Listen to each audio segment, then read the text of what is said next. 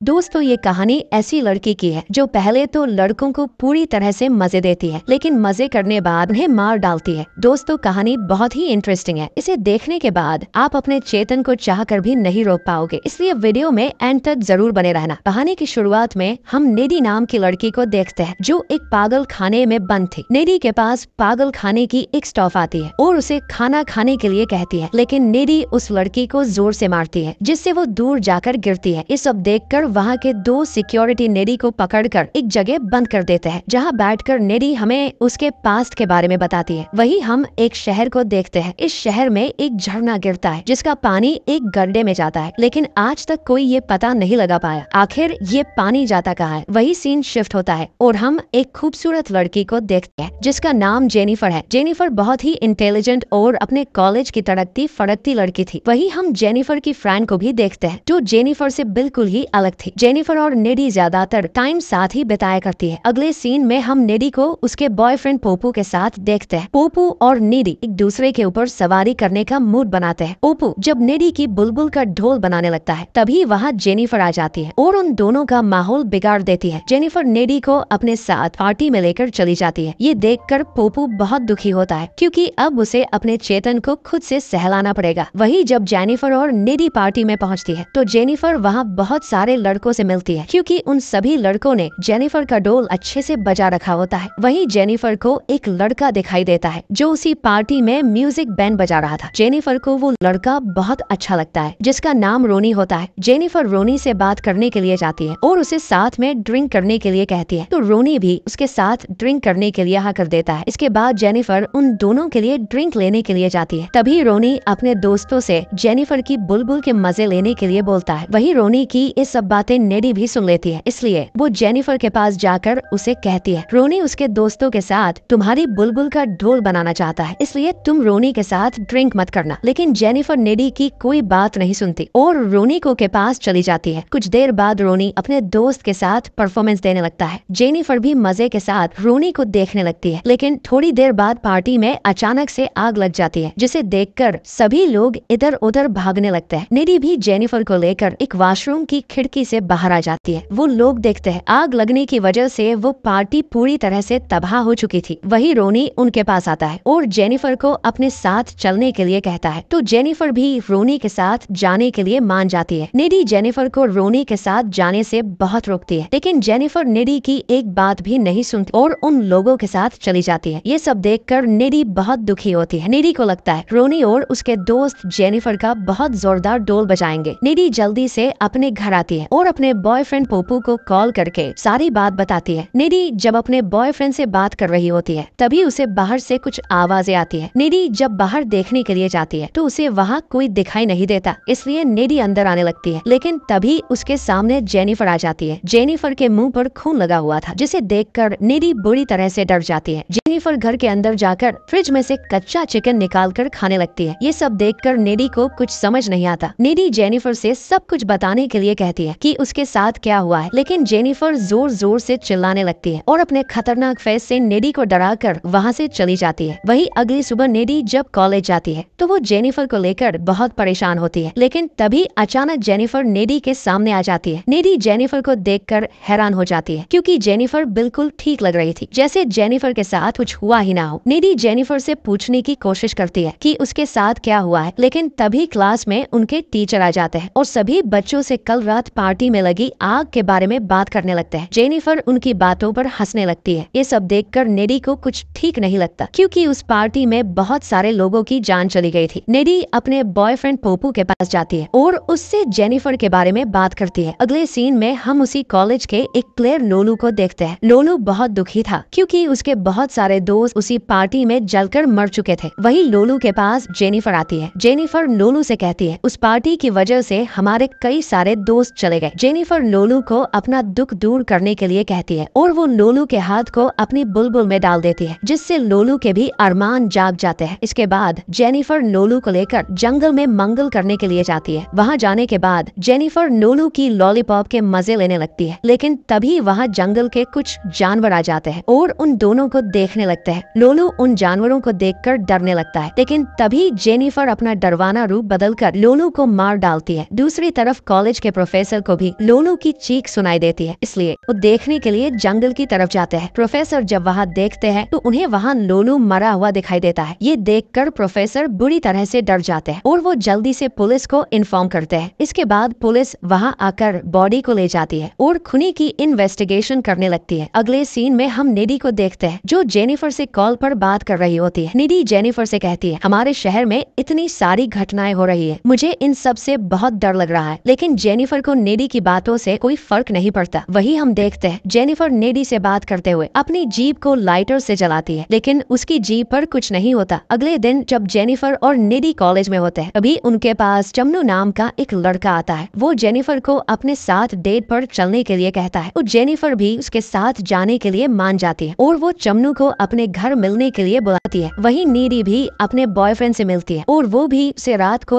उसे अपने घर बुलाती है। रात के समय हम देखते हैं पोपू नेडी से मिलने के लिए उसके घर आ जाता है, जहाँ वो दोनों एक दूसरे से कुछ देर बातें करते हैं। इसके बाद नेडी पोपू को अपने संतरों को जूस पिलाती है। दूसरी तरफ हम देखते हैं चमनू जेनिफर से मिलने के लिए उसके घर जाता है, जहाँ जाकर वो देखता है वो घर पूरी तरह से सुनसान पड़ा हुआ था। चमनू घर के अंदर जाता है तो उसे वहाँ पूरी तरह से अंधेरा दिखाई देता है, लेकिन तभी जेनिफर उसके सामने आ जाती है। जेनिफर चमनू के पास जाकर उसका माहौल बनाने लगती है। जेनिफर जब चमनू के छोटे चेतन को बड़ा कर रही होती है, तभी चमनू जेनिफर की आंखों में देखता है उसकी आंखें अपने आप बदल रही है। ये देखकर चमनू की फट जाती है और वो वहाँ से भागने लगता है, लेकिन जेनिफर उसे पकड़कर बुरी तरह से मार डालती है। दूसरी तरफ पोपू जब नीडी की गुफा की खुदाई कर रहा होता है, तभी नीडी को जेनिफर इसी को मारते हुए दिखाई देती है, जिससे नीडी बुरी तरह से डर जाती है। इसलिए नीडी जल्दी से पोपू के घर से निकलकर अपने घर जाने के लिए चली जाती है। नीडी जब रास्ते में जा रही होती है, अभी अचानक उसके सामने जेनिफर आ जाती है, जो पूरी तरह से डरावनी लग रही थी। नीडी जेनिफर को देखकर बहुत ज्यादा डर जाती है और वो जल्दी से अपनी कार को वहाँ से भगाकर अपने घर आ जाती है। जेनिफर को इस हालत में देखकर नीडी की बुलबुल पूरी तरह से फट गई थी। नीडी जब सोने के लिए अपने रूम में जाती है तो उसे वहाँ जेनिफर दिखाई देती है। जेनिफर नीडी के पास आकर उसे गर्म करने लगती है। नीडी को ऐसा लग रहा था जैसे जेनिफर के साथ कुछ हुआ ही ना हो। जेनिफर नीडी की बुलबुल को उसकी बुलबुल से मिलाने लगती है, लेकिन ये सब नीडी को अच्छा नहीं लगता। नीडी जेनिफर से उस रात के बारे में पूछती है जिस दिन वो रोनी के साथ गई थी। जेनिफर नीडी को बताती है वो जब पार्टी में आग लगने के बाद रोनी के साथ गई थी, तो रोनी और उसके दोस्त उसे एक झरने के पास लेकर गए थे। दोस्त तो ये वही झरना है जिसे हमने कहानी की शुरुआत में देखा था। वो लोग जेनिफर को उस झरने के पास इसलिए लेकर गए थे ताकि वो शैतानों को जेनिफर की बलि देकर और भी ज्यादा फेमस हो सके। रोनी जेनिफर से पूछता है, क्या तुमने अपनी बुलबुल किसी को दी है? तो जेनिफर डरते हुए उसे मना कर देती है। दरअसल रोनी को बलि देने के लिए एक वर्जन लड़की ही चाहिए थी, इसलिए वो एक चाकू से